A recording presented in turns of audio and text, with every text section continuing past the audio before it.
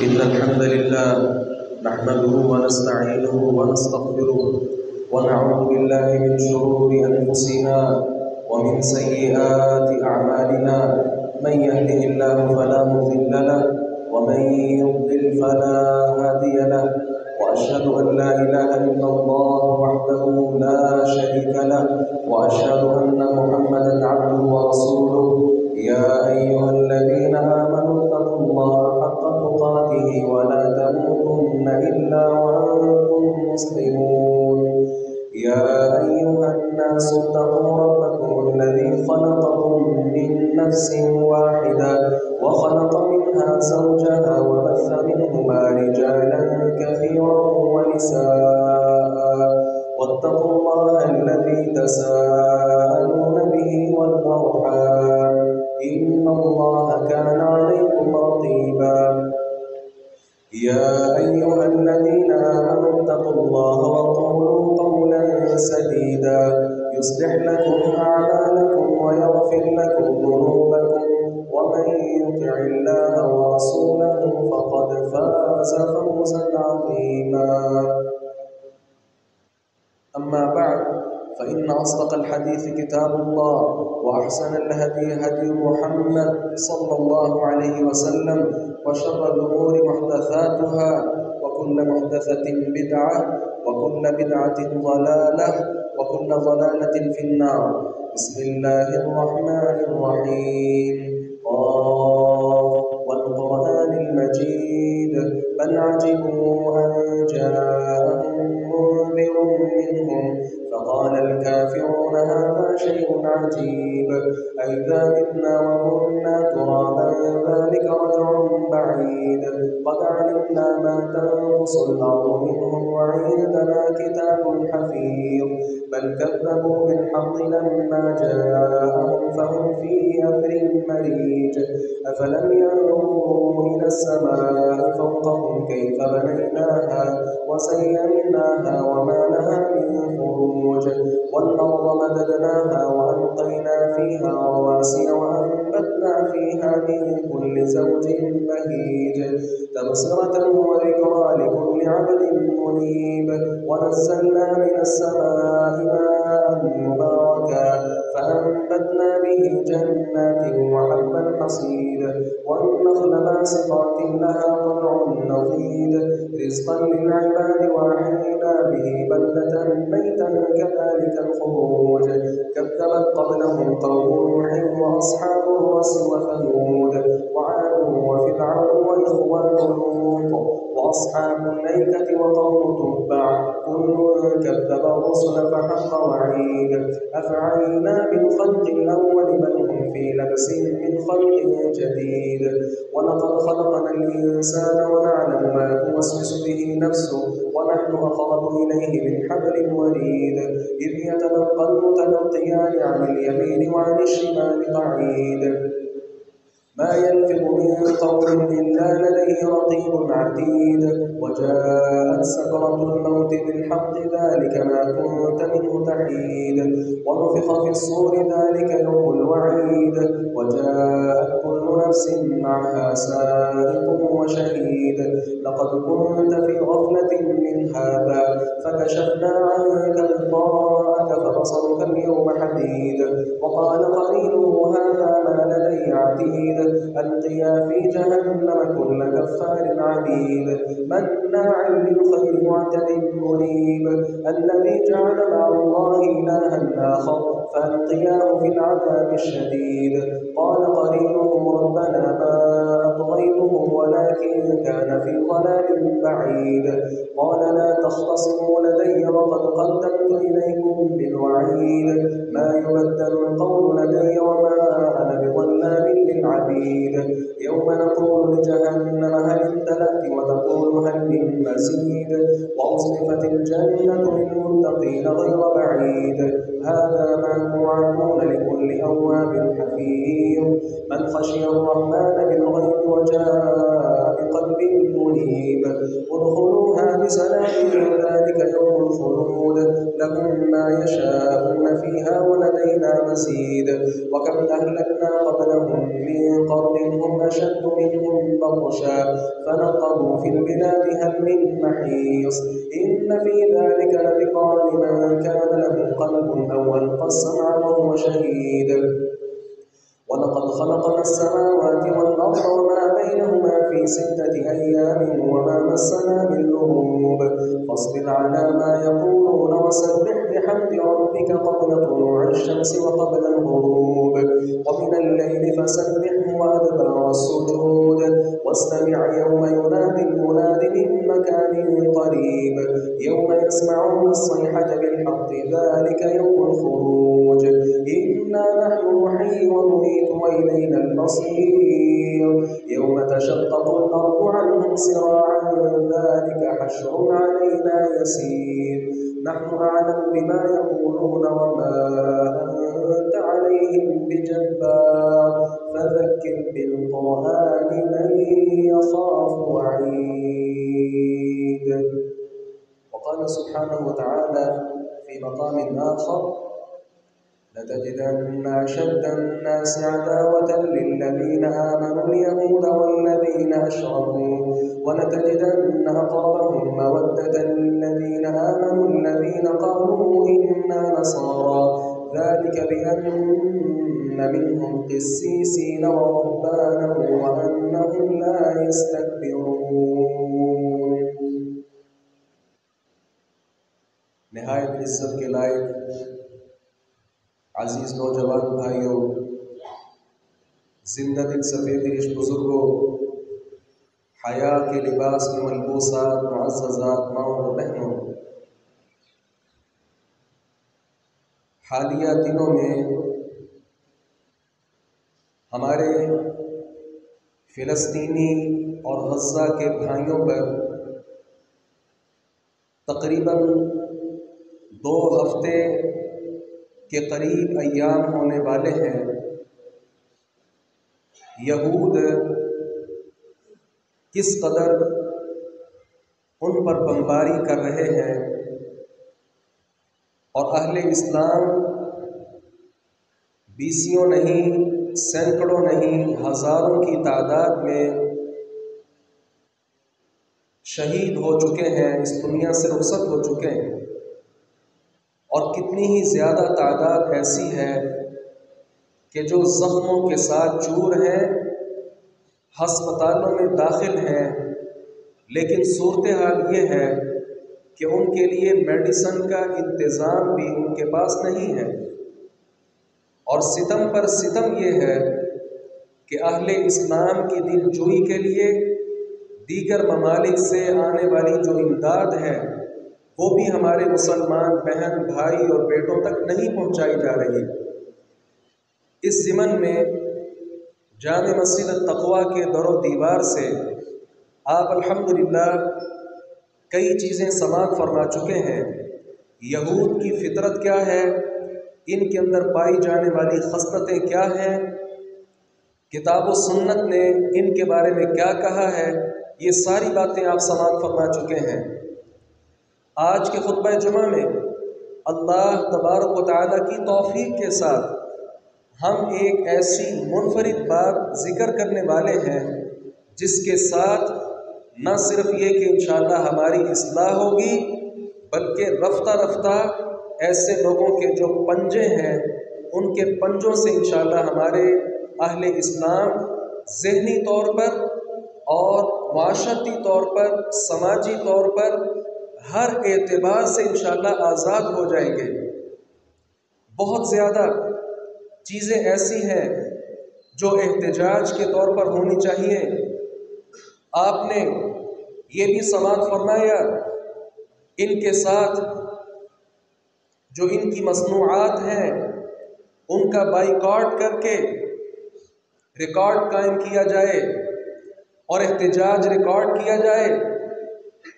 اس کے ساتھ ساتھ ہماری اپنی اصلاح بھی بہت زیادہ ضروری ہے، کیونکہ ہماری اصلاح نہ ہونے کا یہ نتیجہ ہے کہ ہم ذہنی طور پر ان کے غلام بن چکے ہیں۔ جب ذہنی طور پر ان کے غلام ہیں، فکری طور پر ان کے غلام ہیں، تعلیم کے طور پر ان کے غلام ہیں، اور معیشت ہر اعتبار سے جب ان کے ہم غلام ہیں اور ان کے پیچھے چلنے والے ہیں تو وہ دن دور نہیں ہے، آج وہ فلسطین پر بمباری کر رہے ہیں، کل کلا کسی اور مسلم ملک کے اوپر بھی وہ دھاوا بول سکتے ہیں۔ یاد رکھیے آج کے خطبہ جمعہ کا عنوان یہ ہے، یہود و نصارہ کو پہچانیے اور ان کی مخالفت کیجیے۔ گزشتہ خطبہ جمعہ میں آپ سماعت فرما چکے یہود کون سی قوم ہے، اس کا تعارف ہم جان چکے۔ آج کے خطبہ جمعہ میں اس بات کو نقش کر کے جائیے گا کہ ہمارا اسلام، ہمارا دین ہمیں یہ پیغام دیتا ہے، ہماری یہ اصلاح کرتا ہے، ہمیں یہ درس دیتا ہے کہ ہم ان کی مخالفت کریں، اور یہ مخالفت کئی طریقوں میں ہے۔ سب سے پہلا مخالفت کا جو طریقہ ہے وہ یہود کے عقائد میں ان کی مخالفت کی جائے، اور اس میں سب سے پہلی بات یہ ہے یہود سے علم لینا چھوڑ دیا جائے۔ یہ جو بات معروف ہے کہ علم کی بات جہاں سے مرضی لے لو، یہ بات غلط ہے۔ رسول اللہ صلی اللہ علیہ وسلم نے سنن دارمی کی روایت ہے، ارشاد فرمایا والذی نفس محمد بیدہ، اس ذات کی قسم جس کے ہاتھ میں محمد کی جان ہے صلی اللہ علیہ وسلم، لو بدا لکم موسیٰ فاتبعتموہ وترکتمونی، اگر آج موسیٰ علیہ السلام تشریف لے آئے اور تم ان کی پیروی کرو اور مجھے چھوڑ دو، لَظَلَلْتُمْ عَنْ سَوَاءِ السَّبِيلِ، تو تم سیدھے راستے سے بھٹک جاؤ گے۔ اور یاد رکھنا وَلَوْ كَانَ حَيًّا وَأَدْرَكَ نُبُوَّتِي لَاتَّبَعَنِي، اگر موسیٰ بھی آج زندہ ہوتے اور مجھے پا لیتے، ان پر لازم تھا کہ میری نبوت کا اقرار کرتے اور مجھے نبی تسلیم کرتے۔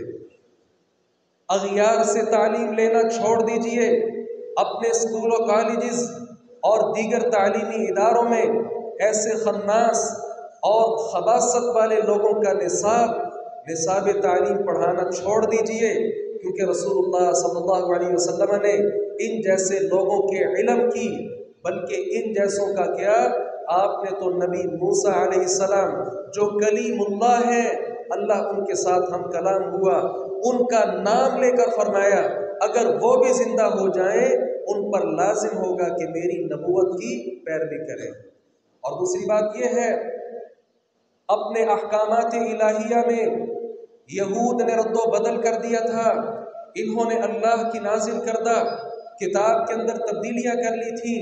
مفسر قرآن عبداللہ ابن عباس رضی اللہ عنہما فرماتے ہیں، صحیح البخاری میں ان کا یہ فرمان موجود ہے، یا معاشر المسلمین، اور مسلمانوں کی جماعت، کیف تسألون اہل الکتاب، تم اہل کتاب سے سوال کیوں کرتے ہو، وَكِتَابُكُمُ الَّذِي أُنزِلَ عَلَى نَبِيِّهِ صلی اللہ علیہ وسلم احدث الاخبار باللہ، جبکہ تمہارے نبی پر اترنے والی کتاب آسمان سے اترنے والی کتابوں میں سب سے جدید اور سب سے نئی کتاب ہے۔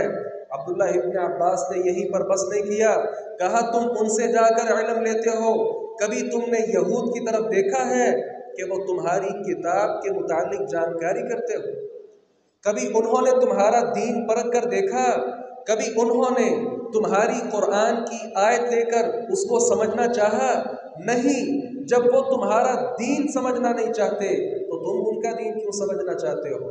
عبداللہ ابن عباس رضی اللہ عنہ کی اس بات کو سن کر اپنے دل پر دستک دیجئے کہ آج میں اپنی اولاد کو ان خناس اور غیرت سے خالی لوگوں کی تعلیم تو دیتا ہوں، کاش میں نے اس کو کتاب اللہ کا عالم بنایا ہوتا، کاش میں نے اس کو سنت رسول کا عالم بنایا ہوتا، تاکہ میرے دنیا میں رہنے اور میرے مرنے کے بعد میری روح کو سکون تو میسر ہو سکتا۔ آگے چلیے گا، اہل اسلام کو چاہیے آپس میں اختلاف نہ کیا کریں، چھوٹے چھوٹے مسائل لے کر آپس میں الجھ جانا یہ یہود کا شیوہ ہے، چھوٹے چھوٹے مسائل لے کر آپس میں اختلافات کا شکار ہو جانا یہ نصارہ کا شیوہ ہے۔ اہل اسلام کو مخالفت کا نبی مکرم صلی اللہ علیہ وسلم نے درس دیا تھا۔ عبداللہ ابن مسعود رضی اللہ عنہ بیان فرماتے ہیں، اور یہ روایت بھی صحیح البخاری کے اندر موجود ہے، رسول اللہ صلی اللہ علیہ وسلم کے سامنے دو صحابہ کرام آئے اور ان کا آپس میں ایک چھوٹے سے مسئلہ پر اختلاف ہو گیا۔ آپ صلی اللہ علیہ وسلم نے کیا فرمایا؟ لا تختلفوا، اختلاف نہ کیا کرو، فإن من كان قبلكم اختلفوا فهلكوا، تم سے پہلے جو لوگ تھے انہوں نے آپس میں اختلاف کیا اور وہ ہلاک ہو گئے، تباہ و برباد ہو گئے۔ اہل اسلام کو چاہیے عقائد کے معاملات میں یہود کی مخالفت کریں، عقیدہ وہ اختیار کریں جو اللہ نے نازل کیا، عقیدہ وہ اختیار کریں جو محمد رسول اللہ صلی اللہ علیہ وسلم نے دیا تھا۔ یاد رکھیے گا، قبروں کو سجدہ کرنا اہل اسلام کا شیوا نہیں، یہ بھی یہود کا طریقہ ہے، نصارہ کا طریقہ ہے۔ نبی مکرم صلی اللہ علیہ وسلم نے اپنی وفات سے پہلے کہا تھا، لعنت اللہ علی الیہود والنصارى، اللہ تعالیٰ کی یہود و نصارہ پر لعنتیں ہوں، ان پر لعنتیں برسے۔ اتخذوا قبور انبیائہم مساجدا، ان بدبختوں نے اپنے انبیاء کی مساجد کو، انبیاء کی قبروں کو سجدہ گاہ بنا لیا تھا، انبیاء کی قبروں کو سجدہ گاہ بنا لیا تھا۔ آج اہل اسلام بھی اپنے ضمیر کو ذرا جھنجھوڑ کر دیکھیں، کتنے ہی ایسے مزار ہیں، کتنے ہی ایسے دربار ہیں، کتنے ہی ایسے قبے ہیں جن میں جا کر ہم ان قبروں کو سجدہ کرتے ہیں۔ یاد رکھیے، آپ لاہور میں رہتے ہیں، میں بھی لاہور کا باشندہ ہوں، یہاں ایسے بڑے بڑے قبرستان موجود ہیں، آپ نے دیکھے ہوں گے، اور میں نے بھی اپنی ان گناہگار آنکھوں کے ساتھ دیکھا۔ نام لے لینے میں بھی اس میں کوئی قباحت نہیں۔ علی حجویری کا جو دربار ہے، میں نے اپنی آنکھوں کے ساتھ دیکھا، وہاں ایسے بدبخت لوگ موجود تھے، اللہ کی مخلوق میں بدترین لوگ وہاں موجود تھے جو اس قبر کو سجدہ کر رہے تھے۔ کیا یہ شرک نہیں؟ کیا یہ یہود و نصارہ کی پرستش نہیں؟ کیا یہ یہود و نصارہ کے طرز پر چلنا نہیں تو اور کیا ہے؟ اگر یہود و نصارہ کے طرز پر تم چلو گے تو یاد رکھنا وہ دنیا میں تم سے آگے ہیں، مال و دولت کے اعتبار سے وہ تم سے آگے ہیں، تہذیب و تمدن کے اعتبار سے وہ تم سے آگے ہیں، ہر اعتبار سے جب تم سے آگے ہیں، پھر تم ان کی مخالفت کی باتیں کیسے کر سکتے ہو جب تمہارے کرتوت یہود جیسے، تمہارے کرتوت نصارہ جیسے، تمہارا لباس ان جیسا، تمہارے عقائد و نظریات ان جیسے۔ آج اگر میں یہاں پر سوال کروں، معذرت سے ناراض نہ ہوئیے گا، اللہ رب العزت کا تعارف بھی کوئی صحیح لفظوں میں نہیں کروا سکتا۔ بڑے یہاں موجود ہوں گے، UET سے پڑھے ہوئے ہوں گے، پنجاب یونیورسٹی سے انہوں نے ماسٹر کیا ہوگا، انہوں نے MPhil کیا ہوگا، ڈاکٹریٹ کی ڈگری حاصل کی ہوگی، لیکن قسم اٹھا کر یہ کہہ سکتا ہوں اللہ کا تعارف صحیح معنوں میں بیان نہیں کر سکتے، پیغمبر علیہ السلام کا تعارف بھی صحیح معنوں میں بیان نہیں کر سکتے۔ اور اگر میں یہ بات بھی کہوں، نماز جنازہ میں کیا پڑھا جاتا ہے، کون سی دعائیں کی جاتی ہیں، کیا ہم میں سے ہر آدمی وہ دعائیں سنا سکتا ہے؟ پھر ہم کہیں کہ یہود ہم پر ظلم کیوں کرتے ہیں، یہ نصارہ ہمارے ہاں رچ بس کیوں گئے ہیں، ہمارے معاشرے میں ہندوؤں کا معاشرہ کیوں جگمگاتا ہے، یہ ساری باتیں ہم کرتے تو ہیں لیکن یہ ہمارے منہوں کی باتیں ہیں۔ یاد رکھیے گا، اپنے اعمال میں، اپنے طرز زندگی پر ذرا غور کر کے دیکھیے گا کہ جب میرا لباس ان جیسا، میرے عقائد و نظریات ان جیسے، میرا اٹھنا بیٹھنا ان جیسا، زندگی بسر کرنے کے سارے طور اطوار ان جیسے ہیں، تو پھر میرے اور ان کے اندر فرق کیا ہے؟ آگے بڑھیے گا، حلال و حرام میں حیلہ سازی کرنا یہ یہود کا شیوا تھا۔ نبی مکرم صلی اللہ علیہ وسلم نے فرمایا قاتل اللہ الیہود، یہ بھی صحیح بخاری کی روایت ہے، اللہ تعالیٰ یہود کو تباہ و برباد کر دے۔ ان اللہ لما حرم شحومها جملوہ، جب اللہ رب العزت نے ان پر چربی کو حرام کیا، انہوں نے کیا کیا؟ اس کو پگھلایا، ثم باعوہ، پھر اس کو فروخت کیا، فاکلوا ثمنہ، پھر اس کی قیمت کھا گئے۔ آج بھی کتنے ایسے اہل اسلام ہیں، اور اگر آپ محسوس نہ کریں، اہل اسلام کے منبر و محراب کے وارث ایسے بعض بدبخت اور خناس قسم کے لوگ ہیں جنہوں نے اللہ کی حرام کردہ چیزوں کو حلال کر دیا۔ کیا آپ نہیں دیکھتے؟ یہاں شہر لاہور کی ہی بات کیجئے، یہاں کیا گانا بجانا نہیں ہے؟ یہاں کیا آلات موسیقی نہیں ہے؟ اور کتنے بدبخت علماء ایسے ہیں جنہوں نے سوشل میڈیا پر آ کر اپنے ویڈیوز پیغامات ریکارڈ کروائے، جن میں ان ظالموں نے یہ زہر اگلا کہ گانا جائز ہے، ڈھول کی تھاپ پر اگر رقص بھی کر لیا جائے تو جائز ہے۔ یہ لاہور کا عالم کتنا بدبخت ہے، اللہ کی رحمت سے وہ کتنا دور ہے، جس نے یہاں تک اپنے خناس ہونے کا ثبوت فراہم کر دیا۔ اس نے کہا غیر محرم عورت کے ساتھ مصافحہ کر لینے میں بھی کیا حرج ہے، نبی علیہ السلام نے اس سے نہیں روکا۔ وہ کتنا ظالم اور بدبخت ہے جس نے ماں کے ساتھ زنا کو جائز قرار دیا، جس نے اپنی بہن بیٹی کے ساتھ ایک بستر میں لیٹنے کو جائز قرار دے دیا۔ کتنے خناس ایسے ہیں۔ جب ایسے بے وقوف لوگ ہماری صفوں میں پائے جائیں گے، ہمارے منبر و محراب کے وارث ہوں گے، تو یاد رکھیے گا میرے اندر اور یہود کے اندر، میرے علماء اور میرے اہل اسلام اور نصارہ کے اندر کیا فرق رہ جاتا ہے۔ کہنے کو ہم خاموش رہتے ہیں، لیکن یاد رکھیے جب آپ اپنی اس دکھتی رگ پر ہاتھ رکھتے ہیں، بہت زیادہ دکھ ایسے ہوتے ہیں جو ابھی اندر ہی اندر ہوتے ہیں، وہ باہر آنا چاہتے ہیں۔ لہذا اپنی صفوں پر ذرا توجہ کیجئے، غور و خوض کیجئے، اپنی نگاہیں دوڑائیے، ہمارے اور یہود کے اندر فرق کیا ہے۔ حلال چیز کو حرام قرار دے دینا، حرام کو حلال قرار دے دینا، یہ یہود کا شیوہ ہے، ہمارا شیوہ نہیں۔ اور یاد رکھیے گا عبداللہ ابن مسعود رضی اللہ عنہ بیان فرماتے ہیں، سنن نبی داؤد کی روایت ہے، کہا رسول اللہ صلی اللہ علیہ وسلم نے فرمایا ان الرقا والتمائم والتول شرک، جھاڑ پھونک، منتر، گنڈے، تعویذ، یہ سارے شرک ہیں۔ عبداللہ ابن مسعود کی بیوی زینب کہتی ہیں عبداللہ میری آنکھ میں تکلیف ہوتی ہے، میں اس فلاں یہودی کے پاس جاتی ہوں، اس نے مجھے تعویذ لکھ کر دیا ہے، میں جب وہ پہن لیتی ہوں شفا یاب ہو جاتی ہوں۔ عبداللہ ابن مسعود نے کہا وہ شیطان ہے، تمہاری آنکھ میں تکلیف کرتا ہے، تمہاری آنکھ میں اپنی انگلی چبوتا ہے تاکہ تمہیں تکلیف ہو اور تم یہودی کے پاس شفا حاصل کرنے کے لیے چلی جاؤ۔ یاد رکھنا پیغمبر علیہ السلام نے فرمایا تھا یہ شرک۔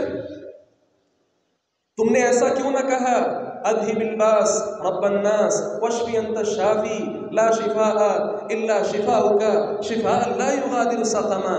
کوئی بات نہیں، یہ مصیبت، یہ تکلیف، یہ پریشانی، یہ بیماری اللہ کی طرف سے اتری ہے، اور اللہ سے ہی شفا کی درخواست کر دینا، شفا کا مطالبہ کر دینا۔ اللہ رب العزت جو انسان کو بیمار کر سکتا ہے، انسان کو مصیبت میں، تکلیف میں ڈال سکتا ہے، وہ اس مصیبت سے، اس پریشانی سے، اس پشیمانی سے، اس بیماری کے عالم سے انسان کو بچا بھی سکتا ہے۔ عبداللہ ابن مسعود نے اپنی بیوی کے گلے سے اس تعویذ کو کھینچا اور اتار پھینک دیا۔ پیغمبر علیہ السلام کے صحابہ کرام میں یہ تعویذ گنڈے کا، یہ انتر منتر کا رواج نہیں تھا، لیکن آج آپ دیکھیں ہمارے اہل اسلام کے اندر، میں باہر کیا نکلوں، آپ لاہور کی بات کیجئے، آپ کو کتنے ایسے مقامات ملیں گے جہاں اللہ کے دشمن بیٹھے ہوئے ہیں، اسلام کا لبادہ اوڑھ کر، اپنے سر کے اوپر بہت بڑی پگڑی باندھ کر، بہت زیادہ اپنے آپ کو اسلام کا رہنما اور اسکالر سمجھنے والے کتنے ہی بے وقوف آپ کو ایسے ملیں گے، انتر منتر آپ پہ کریں گے، آپ کو تعویذ لکھ کر دیں گے، آپ پر جادو اور اس طرح کی چیزوں کا توڑ کرنے کے لیے وہ کیا کچھ شیطانیت نہیں کھولیں گے۔ لیکن یاد رکھیے گا عبداللہ ابن مسعود رضی اللہ عنہ کے فرمان کو ذرا بار بار پڑھیے گا، یہ یہود کا شیوہ ہے، یہ شرک ہے۔ جب یہ شرک اہل اسلام میں پایا گیا تو پھر میں وہی کہوں گا، ایک صف میں اس مسلمان کو کھڑا کر دیجئے اور دوسری صف میں یہودی کو کھڑا کر دیجئے، اسی صف میں عیسائی کو کھڑا کر دیجئے اور اسی صف میں کسی اور مشرک کو کھڑا کر دیجئے۔ اللہ کی قسم اٹھا کر کہتا ہوں ان تینوں، چاروں اور سبھی لوگوں کے درمیان آپ کو ذرا سا فرق بھی معلوم نہیں ہوگا۔ آگے بڑھیے گا، عقائد کے ساتھ ساتھ عبادات میں بھی ہم یہود کے پیچھے چل رہے ہیں، ہم نصارہ کے پیچھے چل رہے ہیں۔ یاد رکھیے گا روزہ رکھنے کے اعتبار سے رسول اللہ صلی اللہ علیہ وسلم 10 محرم کا روزہ رکھا کرتے تھے۔ کیوں؟ اس مبارک دن میں اللہ رب العزت نے موسیٰ اور اس کی قوم کو فرعون کے تسلط سے اور اس کی سلطنت سے آزاد کر دیا تھا۔ شکرانے کے طور پر یہ روزہ رکھا جاتا تھا۔ نبی مکرم صلی اللہ علیہ وسلم اس کا روزہ رکھتے تھے، اپنے اصحاب کو بھی حکم دیتے تھے۔ آپ مدینہ تشریف لائے، آپ کو علم ہوا یہود بھی 10 محرم کا روزہ رکھتے ہیں، نصارہ بھی اس دن کی تعظیم میں روزہ رکھتے ہیں۔ آپ نے کیا کہا تھا؟ آئندہ سال لئن عشت الى قابل لأصومن التاسع، میں آئندہ سال زندہ رہا میں 9 کا روزہ رکھوں گا۔ آپ صلی اللہ علیہ وسلم یہود و نصارہ کی مخالفت میں کس قدر آگے ہیں، امت کو یہ سبق سکھا کر گئے۔ آپ نے یہود کے پیچھے نہیں چلنا، امت کو یہ سبق پڑھا کر گئے۔ آپ نے نصارہ کے پیچھے نہیں چلنا، بلکہ آپ کا تقدس، آپ کا احترام یہ ہے کہ آپ اور یہود و نصارہ میں واضح طور پر امتیاز اور فرق ہونا چاہیے۔ یاد رکھیے گا، افطاری کے طور پر بھی ہم میں سے کتنے ہی لوگ ایسے ہیں جو اذان مغرب کے وقت روزہ افطار نہیں کرتے۔ یہی چند دن ہی قبل الریاض سے ایک آدمی نے مجھے سوال بھیجا اور کہا میں نماز مغرب کے 25 منٹ بعد جا کر روزہ افطار کرتا ہوں، کیونکہ اللہ رب العزت نے قرآن میں کہا اتم الصیام الی اللیل، روزے کو رات تک پورا کرو۔ مغرب کے وقت تو رات نہیں ہوتی، بلکہ آسمان پہ کچھ سفیدی ہوتی ہے، ہر طرح سے سیاہی نہیں چھاتی۔ اب کس قدر یہ بے وقوفی ہے، یہ یہود و نصارہ کا چلن نہیں تو اور کیا ہے۔ اس کو یہود و نصارہ کا چلن میں نے نہیں کہا، رسول اللہ صلی اللہ علیہ وسلم نے فرمایا تھا لا یزال الدین ظاہرا ما عجل الناس الفطرہ، دین اس وقت تک ظاہر رہے گا، غالب رہے گا جب تک لوگ افطاری جلدی کریں گے۔ لأن اليہود والنصارى یؤخرون، کیونکہ یہود و نصارہ جب روزہ رکھتے ہیں وہ افطاری تاخیر کے ساتھ کرتے ہیں۔ بتائیے ہم میں اہل اسلام میں کتنے ہی ایسے لوگ پائے جاتے ہیں جو اذان مغرب کے 20-25 منٹ بعد، آدھا گھنٹہ بعد روزہ افطار کرتے ہیں۔ یہ یہود کا طریقہ نہیں تو اور کیا ہے، نصارہ کا چلن نہیں تو اور کیا ہے۔ ہم نے عبادات کے معاملے میں بھی یہود و نصارہ کا پیچھا کیا، یہود و نصارہ کے شانہ بشانہ ہو کر ہم نے عبادات کی ہیں۔ یاد رکھیے گا نبی مکرم صلی اللہ علیہ وسلم کی تعلیم تو یہ تھی کہ آپ ہر معاملے میں یہود و نصارہ سے الگ تھلگ نظر آئے۔ جنازے کا موقع ہے، نبی مکرم صلی اللہ علیہ وسلم کا پہلے معمول یہ تھا، آپ جب میت آتی جب تک اس کو قبر میں رکھ نہ دیا جاتا آپ کھڑے رہتے تھے، بیٹھتے نہیں تھے۔ ایک یہودی عالم نے دیکھا، اس نے نبی مکرم صلی اللہ علیہ وسلم کو کہا ہم بھی ایسا ہی کیا کرتے ہیں۔ آپ صلی اللہ علیہ وسلم نے کہا ہم اب ان کی مخالفت کریں گے، ہم پہلے بھی بیٹھیں گے، ہم بعد میں بھی بیٹھیں گے۔ آپ صلی اللہ علیہ وسلم کو یہ اچھا نہ لگا کہ ہمارا کوئی ایک عمل یہود و نصارہ کے موافق ہو جائے، لیکن آج بدقسمتی کے ساتھ کہنا پڑتا ہے ہمارا ہر چلن، وہ عبادات کے طور پر ہو یا معاملات میں، یہود و نصارہ کے ساتھ نظر آتا ہے۔ آگے بڑھیے گا، نیک اعمال کرنا، اعمال میں آگے بڑھنا،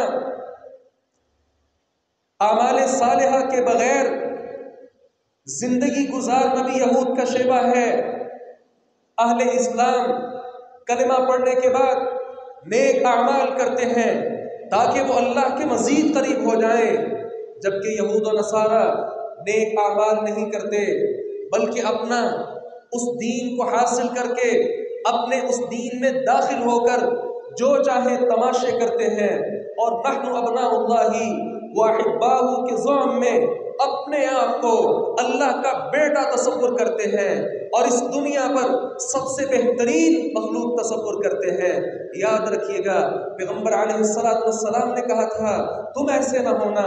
صحابہ کرام نے وضاحت پوچھی، آپ نے کہا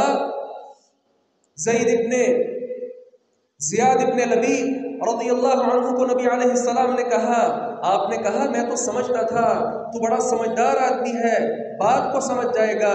ہاں اب بات کو سمجھو، یہود و نصارہ کو تم دیکھتے ہو لیکن وہ اپنی آسمان سے اتری ہوئی کتابوں پر صحیح طور پر ایمان بھی نہیں رکھتے اور ان کے مطابق عمل بھی نہیں کرتے۔ آج میں یہ پوچھنا چاہتا ہوں، آسمانی کتاب مسلمانوں کے پاس بھی موجود ہے، ہم میں سے کتنے لوگ یہاں موجود ہیں جو سینے پر ہاتھ مار کے کہہ سکتے ہیں کہ میں نے اس سارے قرآن کو اول تا آخر پڑھا ہے، میں نے اس قرآن کا ترجمہ بھی پڑھا، میں نے اللہ رب العزت کے فرامین کو تفسیر کے ساتھ بھی پڑھ کر اس سارے قرآن کو سمجھا ہے۔ اپنے اپنے گریبان میں ذرا جھانکیے گا کہ اپنے سینے پر ہاتھ مار کر یہ بات کون کون کر سکتا ہے؟ ہم نے اس قرآن کو کیا سمجھا ہے؟ کیا طاقوں میں سجانے کے لیے سمجھا؟ کیا سندریوں پر اس قرآن کے الفاظ کو لکھ کر اپنی دکان اور مکان میں خیر و برکت کے لیے سمجھا؟ کتنے ہی گھر ایسے ہیں، بیٹی کی شادی ہے، اس کی رخصتی کا وقت ہے اور ایک آواز آتی ہے، لاؤ قرآن کے سائے میں اپنی بیٹی کو رخصت کر دے، اور بد نصیبی کے ساتھ یہ کہنا پڑ رہا ہے کہ وہ قرآن بھی گھر میں کسی کو نہیں ملتا۔ اب بلند تو یہ کام ہی صحیح نہیں۔ ہم نے قرآن کو کیا بیٹی کی رخصتی کے لیے رکھا ہے؟ ہم نے اس قرآن کو کیا حلف اٹھانے کے لیے، قسمیں اٹھانے کے لیے رکھا ہے؟ نہیں عزیز بھائی، جس طرح یہود و نصارہ اپنی آسمان سے نازل شدہ کتابوں سے غافل ہیں، میرا آج کا مسلمان بھی ویسے غافل ہے۔ اور میں یہاں تک کہہ سکتا ہوں، ہم میں سے کتنے ہی لوگ ایسے ہیں جن کو قرآن اوپر سے دیکھ کر پڑھنا بھی نہیں آتا ہوگا۔ کتنی بدقسمتی کی بات ہے، کتنی بے شرمی کی بات ہے۔ میں انگریزی تو بول سکتا ہوں، حتیٰ کہ آج کے دور میں چائنیز زبان میں سیکھ چکا ہوں، میں نے اور زبانیں سیکھ لی ہوں گی دنیا میں زندگی بسر کرنے کے لیے۔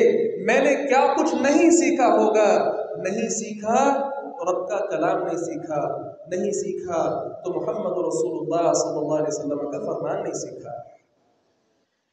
ڈاکٹریٹ کرتے ہوئے میں نے کتنے بدبختوں کی زندگی کو پڑھا ہے، لیکن نہیں پڑھا اسلام کے سپاہی صحابہ کرام کی سیرت کو نہیں پڑھا ہوگا۔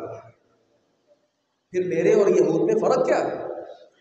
میں کون ہوتا ہوں یہود کے خلاف بولنے والا، جب میں اور وہ ہے ہی ایک، ہمارے عقائد ایک ہیں، ہماری عبادات کے طریقے ایک ہیں، پھر کیا ضرورت ہے یہود کو للکارنے کی؟ یاد رکھیے گا۔ آگے بڑھیے۔ تیسری مخالفت یہود و نصارہ کے ساتھ جو ہم نے کرنی ہے، وہ ہم نے طرز معاشرت میں کرنی ہے۔ سب سے پہلے ہم نے بات سمجھی کہ عقائد نظریات میں ہم نے یہود کی اور نصارہ کی مخالفت کرنی ہے، اور دوسرے نمبر پر ہم نے یہ سیکھا ہم نے عبادات میں بھی یہود و نصارہ کی مخالفت کرنی ہے۔ اور اس کے ساتھ تیسری بات یہ سمجھیے گا، ہم نے طرز معاشرت میں بھی، زندگی کے رہنے سہنے کے معاملات میں بھی یہود و نصارہ کی مخالفت کرنی ہے، تاکہ صحیح معنوں میں ہم مسلمان نظر آئیں۔ یاد رکھیے گا، طریقہ سلام نبی مکرم صلی اللہ علیہ وسلم نے فرمایا تھا، لیس منا من تشبہ بغیرنا، جو ہم میں سے ایسے لوگ ہیں ہماری مشابہت نہیں، اوروں کی مشابہت اختیار کرتے ہیں، ان کا ہمارے ساتھ کوئی تعلق نہیں ہے۔ آپ نے فرمایا سلام صحیح سے کیا کرو، یہود و نصارہ جیسا سلام نہ کیا کرو۔ یہود سلام کیسے کرتے ہیں؟ چند انگلیوں کے ساتھ، اور عیسائی سلام کیسے کرتے ہیں؟ ایک ہتھیلی کے ساتھ، جبکہ اہل اسلام کو طریقہ کیا سکھایا گیا؟ السلام علیکم، السلام علیکم ورحمۃ اللہ، السلام علیکم ورحمۃ اللہ وبرکاتہ۔ 10 نیکیاں، 20 نیکیاں، 30 نیکیاں اللہ رب العزت کی طرف سے کم از کم ایسے انسان کو ملتی ہیں جو اپنے مقصد کے لیے کسی مسلمان بھائی سے ملاقات کر رہا تھا۔ سبحان اللہ، اپنے مقصد کے تحت آپ کسی سے ملاقات کر رہے تھے، لیکن نبی کی تعلیم کو فالو کیا، سلام کہا، اللہ رب العزت کی طرف سے 10، 20 یا 30 نیکیاں آپ کے نامہ اعمال میں لکھ دی گئی۔ لیکن بدقسمتی کے ساتھ آج میرا اور آپ کا رویہ سلام کرنے میں بھی اغیار جیسا ہو چکا ہے۔ چھوٹے چھوٹے بچوں کو ہم کیا سکھاتے ہیں؟ رخصتی کے وقت اپنی ماما کو، اپنے بابا کو بائے بائے کر دو کیونکہ ہم باہر جا رہے ہیں۔ یہ انداز ہمارے نہیں ہیں، یہ یہود و نصارہ کے چلن ہیں جو ہم نے اپنی اولاد کو ان کے بچپن سے ہی سکھا دیے ہیں۔ یاد رکھیے گا، اس کے ساتھ ساتھ مساجد ہماری بھی ہیں، عبادت گاہیں یہود کی بھی ہیں، عبادت گاہیں نصارہ کی بھی ہیں، عبادت گاہیں اور لوگوں کی بھی ہیں۔ نبی مکرم صلی اللہ علیہ وسلم نے کیا فرمایا تھا؟ ما امرت بتشیید المساجد، مجھے مسجدوں کو چونا گچ کرنے کا حکم نہیں دیا گیا۔ اور پھر آپ نے کیا کہا؟ عبداللہ ابن عباس کہتے ہیں لَتُزَخْرِفُنَّهَا كَمَا زَخْرَفَتِ الْيَهُودُ وَالنَّصَارَى، عن قریب تم اپنی مساجد کی بلڈنگ کو اس قدر خوبصورتی بخشو گے، اس قدر زیب و زینت کے ساتھ بناؤ گے جیسے یہود و نصارہ بناتے ہیں۔ مسجد تعمیر کرنا بہت عظیم عمل ہے، لیکن ان مساجد کو سجدہ کے لیے رکھیے، ان مساجد کو وزٹ کے لیے نہ رکھیے۔ بدقسمتی کے ساتھ، جیسے پہلے میں نے ایک مثال دی، دوسری مثال دینے کی بھی جسارت کر رہا ہوں، اور یہ صرف بات کو سمجھانے کے لیے ہے۔ ہمارے اس شہر لاہور میں ایسی مساجد بھی پائی جاتی ہیں جن کا دروازہ نماز کے لیے نہیں بلکہ سیر اور سپاٹے کے لیے کھولا جاتا ہے۔ یہ کیا ہے؟ کیا یہ اسلام ہے؟ کیا یہ اسلام ہے؟ اور ہمارے اس پنجاب میں ایک بہت معروف مسجد ہے، آپ بھی اس کے نام سے واقف، میں بھی واقف ہوں۔ جب اس مسجد کی تعمیر ہو رہی تھی، اس کی بنیادیں ابھی بن رہی تھی، جو مزدور طبقہ وہاں لگا ہوا تھا، العیاذ باللہ، استغفر اللہ ثم استغفر اللہ، وہاں مسجد کی بنیادوں کی تعمیر کرتے وقت ان بدبختوں نے گانے چلائے ہوتے تھے۔ کہاں مسجد نبوی جس کی تعمیر میں اور بنیادوں میں جہاں صحابہ کرام کا پسینہ ٹپکا، وہاں پیغمبر علیہ السلام کا لہو گرا کرتا تھا؟ کہاں وہ عظیم مساجد جہاں پیغمبر علیہ السلام بنفس نفیس شامل تھے، اپنے پیٹ پر بھاری پتھر باندھتے اور کس طرح مسجد کی تعمیر کرتے تھے؟ اور آج ہم نے مسجد کی تعمیر کو کیا سمجھ لیا ہے؟ اور کتنے ہی ایسے قبے آپ کو نظر آئیں گے خاص پروگراموں میں، ان پر جیسے شادی کے موقع پر اپنے گھروں کے اوپر آپ لائٹنگ کرتے ہیں، ایسے مسجدوں میں لائٹنگ کی جا رہی ہوتی ہے۔ یہ کیا طریقہ ہے؟ مسجد کو وہ زیب و زینت دی جاتی ہے جو نہیں دینی چاہیے، یہود و نصارہ کا طرز ہے۔ لیکن بڑے بدقسمتی کے ساتھ کہنا پڑتا ہے میں مسجد تعمیر کرتا ہوں، اتنی شاندار، اتنی عالی شان، پھر کسی کو فون کر کے بلاتا ہوں، اچھا تم نے میری مسجد دیکھی ہے جو میں نے تعمیر کی ہے؟ ذرا دیکھو تو صحیح آ کر، تمہارا دل خوش ہو جائے گا۔ انا للہ و انا الیہ راجعون۔ یہ یہود اور نصارہ کا طرز ہے۔ ہمارا اہل اسلام کا طرز بالکل سادہ ہے۔ مسجد کی تعمیر نہایت نفاست اور بڑی سادگی کے ساتھ ہونی چاہیے، تاکہ اس کو سیر گاہ نہیں بلکہ اس کو سجدہ گاہ بنایا جائے۔ آگے بڑھیے۔ یہود کی مخالفت کا ایک چوتھا طریقہ یہ ہے، ہم نے لباس اور شکل و صورت میں ایسے لوگوں کی مخالفت کرنی ہے۔ رسول اللہ صلی اللہ علیہ وسلم نے کہا نماز پڑھتے ہوئے اذا كان لأحدكم ثوبان فليصلي فيهما، جب تم میں سے کسی ایک کے پاس دو کپڑے ہوں، دو چادریں ہوں، ایک نیچے تہمت کے طور پر اور ایک اوپر لے کر وہ نماز پڑھ لیا کرے۔ اور اگر کسی کے پاس نہ ہو الا ثوب واحد، مگر ایک ہی کپڑا، فلیتزر به، اس ایک کپڑے کے ساتھ وہ تہمت کے طور پر، ازار کے طور پر اس کو باندھ لے اور اسی میں نماز پڑھ لے۔ اور پھر آپ نے کیا فرمایا؟ وَلَا يَشْتَمِلْ اشْتِمَالَ الْيَهُودِ، اور یہودیوں کی طرح اپنی اس چادر کو لٹکائے نہیں۔ یہود کیا کرتے ہیں؟ عبادت کرتے ہوئے ایک چادر کو اپنے اوپر نیچے کی طرف اس کا ایک کنارہ دوسرا کنارہ دونوں یوں چھوڑ دیتے ہیں اور اس طرح عبادت کرتے ہیں۔ آپ صلی اللہ علیہ وسلم نے فرمایا یہود کی مخالفت آپ نے کرنی ہے، اور اگر ایک کپڑا آپ کے پاس ہو ایزار کے طور پر اس کو باندھ لیں تاکہ کہ آپ کا سطر محفوظ ہو، اور پھر آپ اللہ رب العزت کی بندگی میں مگن ہو جائیں۔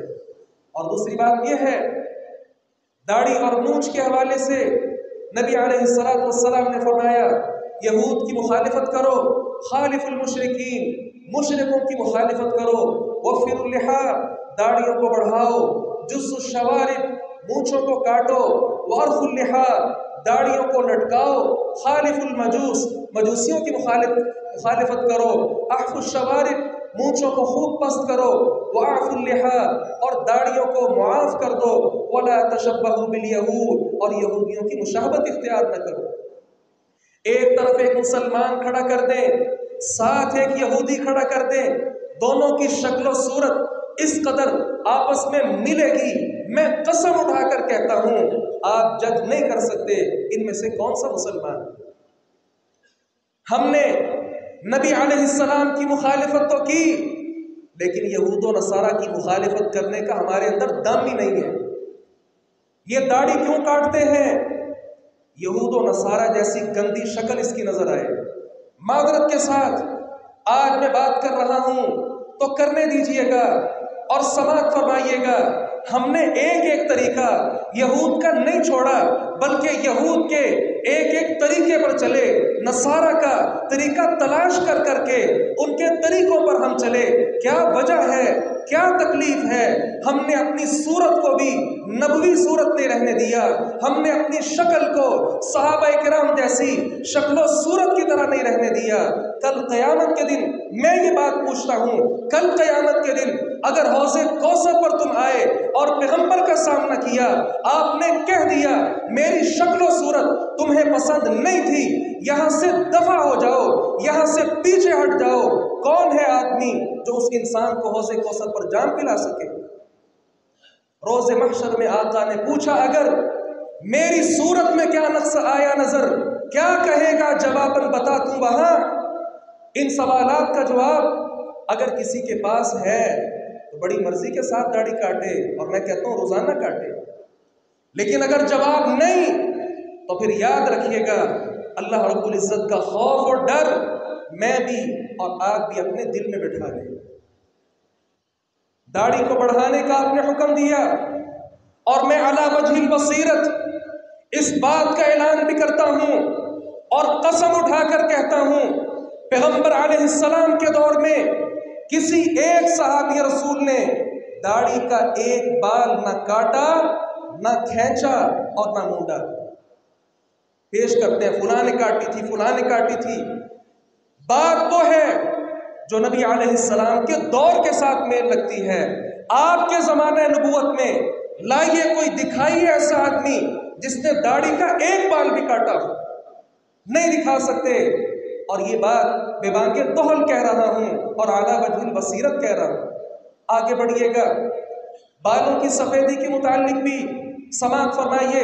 رسول اللہ صلی اللہ علیہ وسلم نے ابو قحافہ جب مسلمان ہوئے، ابو بکر رضی اللہ عنہ کے والد گرامی، ان کی داڑھی نہایت سفید تھی۔